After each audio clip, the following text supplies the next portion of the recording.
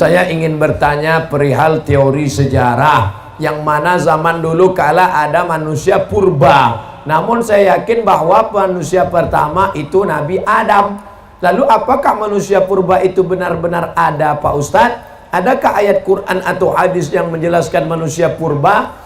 Nabi Adam panjangnya situna zira'an, 60 hasta. Saya berapa hasta? Satu hasta nih, dari ujung nih ke sini. Satu hasta, 2 hasta, 3 hasta, 4 hasta. Karena kita udah lama kenal, tambah sedikit, 5 hasta. Nabi Adam 60 hasta. Kalau begitu Nabi Adam panjang sekali. Lalu kemudian berkurang. Anak saya ini last edition, yang paling kecil. Sedangkan manusia purba itu jutaan tahun yang lalu, dari fosil-fosil yang ditemukan dalam tanah. Sedangkan dari Nabi Adam ke Nabi Muhammad SAW tidak sampai jutaan tahun. Maka kita sebagai orang yang beriman meyakini manusia pertama adalah Adam alaihissalam. Kita bukan evolusi dari makhluk purba, monyet berubah jadi orang. Bukan. Kita bukan monyet. Ada yang mau ngaku dia monyet? Enggak ada. Itu teori dari Darwin punya. Kata Darwin, namanya Charles Darwin, dunia ini isinya air semua, nggak ada tanahnya, air. Lalu air ini disinari cahaya matahari menguap, lalu muncullah tanah. Lalu ikan yang dalam air berevolusi naik ke darat, manjat pokok kayu, berbulu jadi monyet. Monyet tadi berevolusi jadi orang. Ini teori masih diragukan. Kenapa? Karena kalau monyet itu berevolusi, kenapa setelah jadi kita kok nggak berubah lagi? Abdul Somad, kenapa Abdul Somad tidak berevolusi jadi makhluk baru? Apa kayak namanya gitu? Nggak ada. Ini menunjukkan bahwa manusia bukan evolusi dari monyet, tapi manusia memang makhluk yang berdiri sendiri, diciptakan Allah di surga, lalu dikirim ke dunia. Yang jelas makhluk Allah dua. Wa ma khalaqatul jinna wal insa, jin dan manusia. Maka kita meyakini itu sesuai yang tersebut dalam Quran dan hadis Nabi Muhammad sallallahu alaihi wasallam. Semoga Ustaz selalu dalam lindungan Allah, amin. Bagaimana cara agar usaha kita diberi kelancaran tanpa kita harus cari? Oh, nggak bisa. Oh, masih ada sambungannya. Tanpa harus kita cari pelaris, dan selalu diridhoi Allah. Pertama kali masuk warung ketika pagi, yang punya warung jualan, toko, ruko, dagangan di pasar, pertama kali masuk pagi baca Fatihah 1 kali, Qul huwallah 3 kali, Qul a'udzu falak sekali, Qul a'udzu nas sekali, ayat kursi sekali.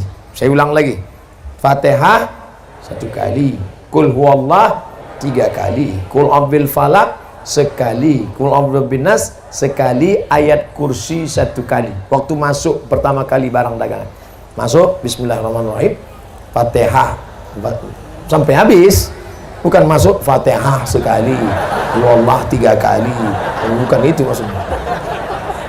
Karena ada orang ketika mabuk, ini mabuk nih, dia pakai narkoba, mabuk, datang temannya, istighfar.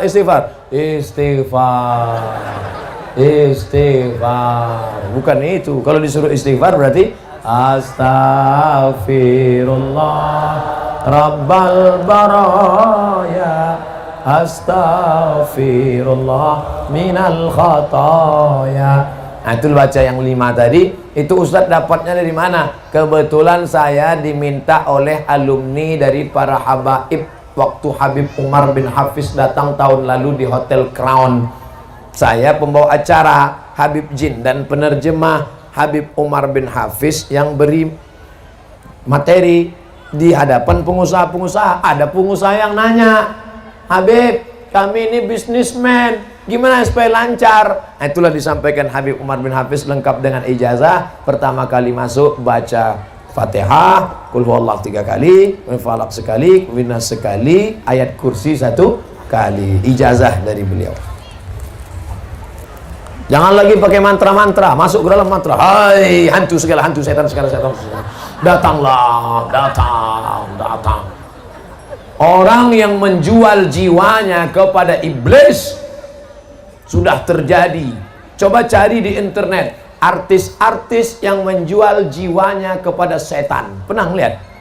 Banyak di antaranya yang menjual jiwanya kepada setan. David Copperfield menjual jiwanya, ada MOU-nya, Memorandum of Understanding Between Me and Setan. Jangan minta kepada setan, kita ini hamba Allah, bukan hamba setan. Jangan minta kepada dukun, jangan minta kepada, tapi mintalah doa kepada para habaib, kepada para tuan guru dan kepada para ulama. Mudah-mudahan kita mendapatkan keberkahan hidup dunia dan di akhirat. Assalamualaikum Pak Ustadz. Waalaikumsalam. Bagaimana membimbing hati agar sabar dan taat dalam menanti seorang anak? Ustadz Somad, saya sudah nikah sebelum tahun 10 tahun belum punya anak. Berapa lama? 10 tahun. Nabi Ibrahim baru punya anak Ismail, umurnya 86 tahun. Kamu baru 10 tahun. Tunggu 76 tahun lagi. Doanya Rabbi habli minas salihin. Nabi Ibrahim berdoa 86 tahun baru dikabulkan Allah. Nabi Musa tersesat di lembah Tih, berdoa 40 tahun baru keluar. Nabi Muhammad minta pindah arah kiblat dari Baitul Maqdis ke Baitullah sampai wajahnya menengadah ke atas, 17 bulan baru pindah. Ini doa pagi minta kabul sore. Emang ente siapa?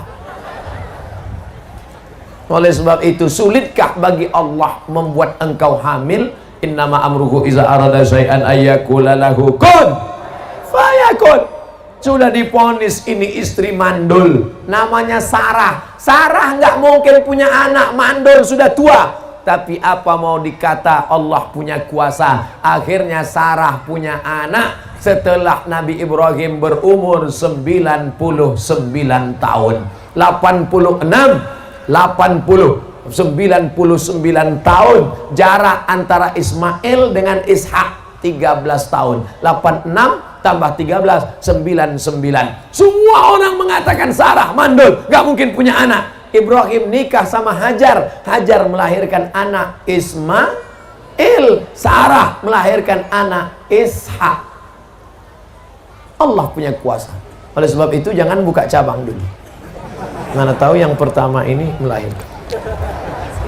Kita doakan, mudah-mudahan wala aziban illa zawajtah, yang belum menikah mudah-mudahan ditemukan jodohnya. Wala raghiban illa anjabtah, yang ingin punya anak diberikan anak yang soleh dan solihah. Mudah Allah memberikan anak, saudaraku. Sebetulnya Allah hanya ingin melihat engkau bermunajat di tengah malam berdoa. Orang dulu anaknya 10, pulang dari bajak sawah, makan ikan asin, sambal teri, mati lampu, lahir 10.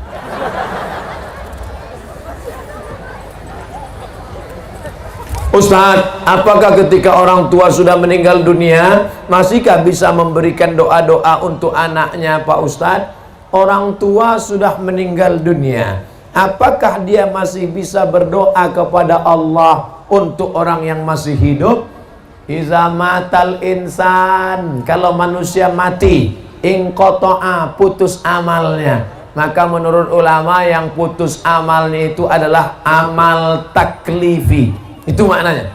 Yang putus itu amal taklifi. Orang meninggal tidak wajib sholat, orang meninggal tidak wajib puasa, orang meninggal tidak wajib umroh kalau mampu, orang meninggal tidak wajib bayar zakat. Tapi bahwa setelah meninggal dia beramal, maka dia tetap beramal. Mana contohnya?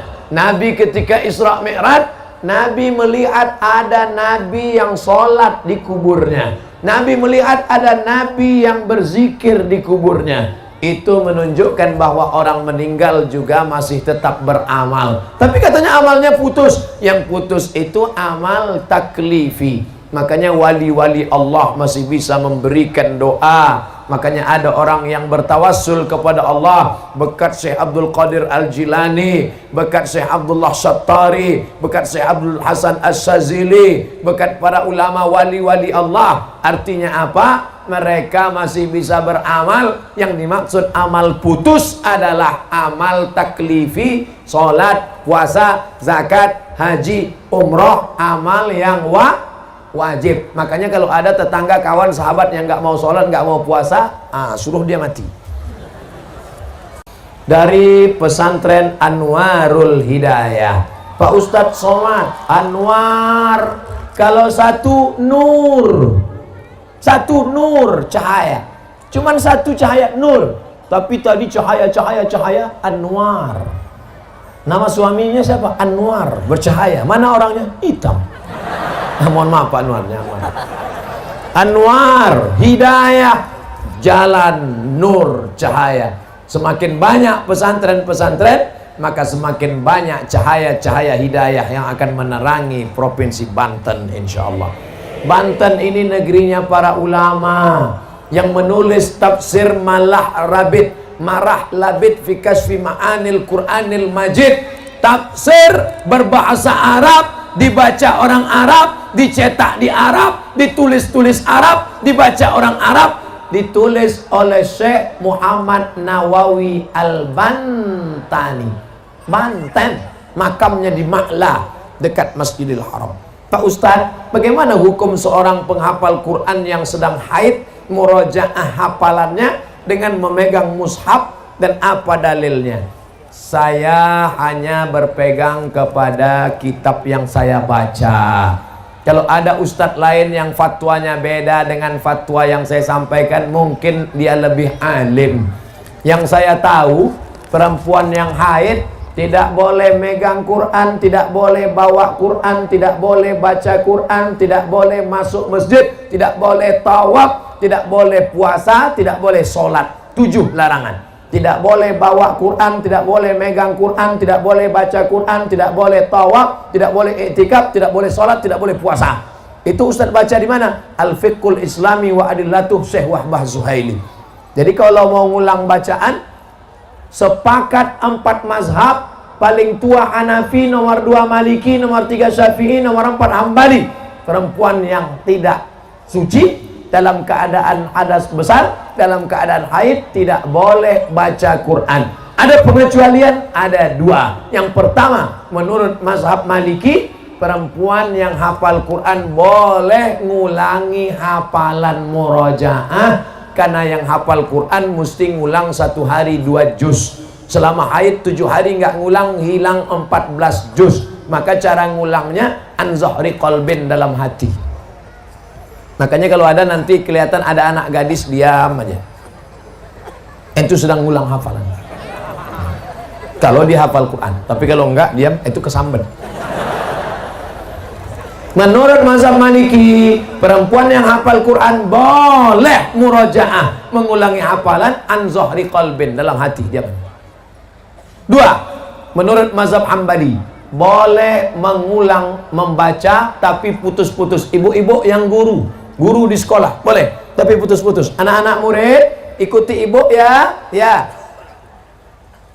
Ya ayyuha allazina amanu ittaqullah haqqa tuqatih. Boleh. Jadi yang boleh mengulang hafalan 2. Pertama, perempuan yang hafal Quran. Yang kedua, guru ngajar di sekolah untuk putus-putus, potong-potong, menurut yang saya baca.